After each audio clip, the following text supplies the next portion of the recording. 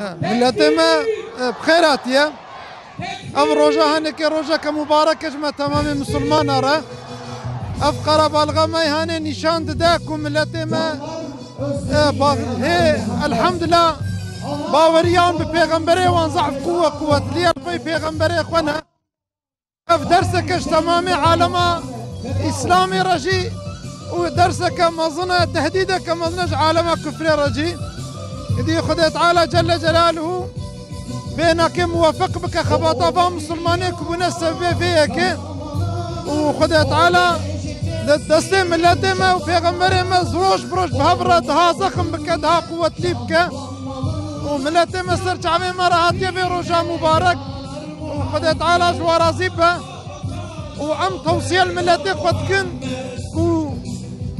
ام شيرت الفي ملتي انا كي كن كشبي في بيغمبري ما ظن قتن عاقبت متقين ريا ولو ظهر ايرو كفر هيرو زخم جي خويا بك اما عالم ملكي خدي تعالى خلاص يا عالم الدستي خدي تعالى وعد كريا كو عاقبت متقين ريا ايكو بدنا بي بيغمبري اسلامي ان شاء الله حتى قيامتي مظفريات موفقيات جوانا كاريا إذا جارك دي ملتي مسر جاي مراتيا خدي جوارا زيبا فيطلع وموافق بك في خدمتها هاني مبارك را إيكو هاتنا فيدي خدي خيرا ومظنك إيكو ناتنا فيدي جي خدي تعالى صالك دي بري واجب دا بيدري بخير والسلامة خدي جوارا زيبا.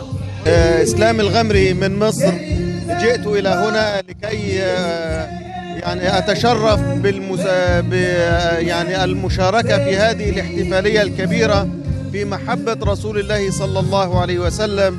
وفي هذه المناسبة الطيبة نشكر منبر محب رسول الله صلى الله عليه وسلم الذي وجه لنا الدعوة لكي نحظى بهذا الشرف الكبير وهذا الشرف العظيم.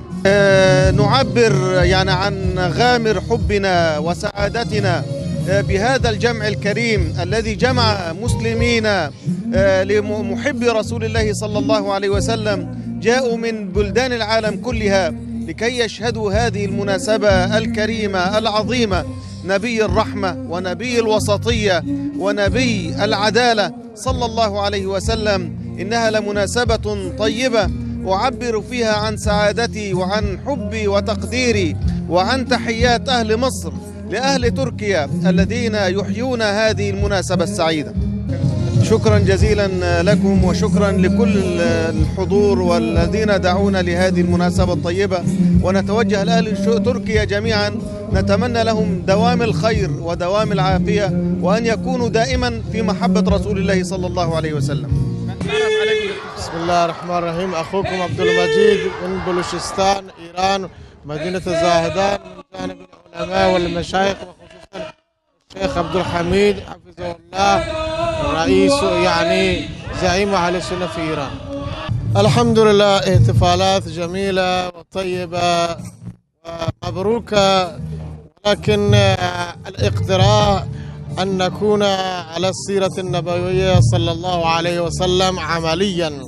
هذا الحفل مبارك ولازم لرفع معنويات الشباب والمجتمع الديني والمجتمع الإسلامي، ولكن الهدف الأصلي يقول الله تبارك وتعالى إن كنتم تحبوني إن كنتم تحبون الله فاتبعوني، يعني اتباع النبي صلى الله عليه وسلم وإحياء سيرته وسنته.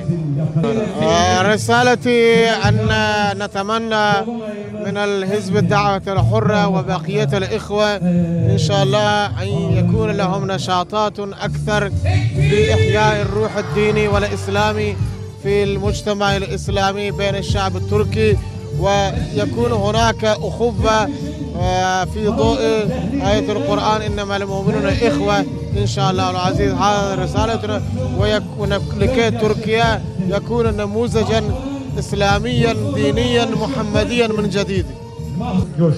Şimdi biz peygamber sevdalıları olarak 2009 yılından itibaren böylesine büyük mevlid etkinlikleri yapmaya başladık. 2011 yılından itibaren de alanlarda, açık alanda etkinlik yapmaya başladık. Son 3 senedir bu büyük etkinliğimizi Yeni Kapı Miting alanında yapıyoruz. Gerçekten de bugün büyük bir coşku var, Muhammed'i sevda var görüyorsunuz. Şu an hala gelen misafirlerimiz var. Bu Muhammed'i sevdayı inşallah gün be gün daha da artacaktır.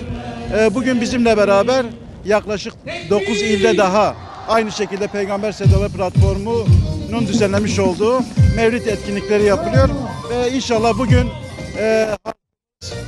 Peygamberi sevdaya, Muhammed'i coşkuya şahit oldu bütün alanlarda. Halkımız gerçekten de büyük bir teveccüh gösteriyor peygamberine. Peygamberini anlamak istiyor, onun sünnetini yaşamak istiyor. Bu konuda da elinden gelen her türlü gayreti sarf etmek istiyor. Bizde de büyük bir coşku, büyük bir heyecan var. Ve şu an zaten siz de görüyorsunuz bu coşku ve sevdayı. Gerçekten de şu an duygulu anlar yaşanıyor. Etkinliğin çalışması yaklaşık 2 aydır devam ediyordu. Biz özellikle son 2 haftada İstanbul'umuzda 500 binden fazla el ilanı, 100 binlerce Hazreti Peygamber Aleyhisselatü Vesselam'dan dersler adlı hadis kitabını bununla beraber birçok afiş, cadde brandalarını biz inşallah dağıttık. Halkımızı davet ettik.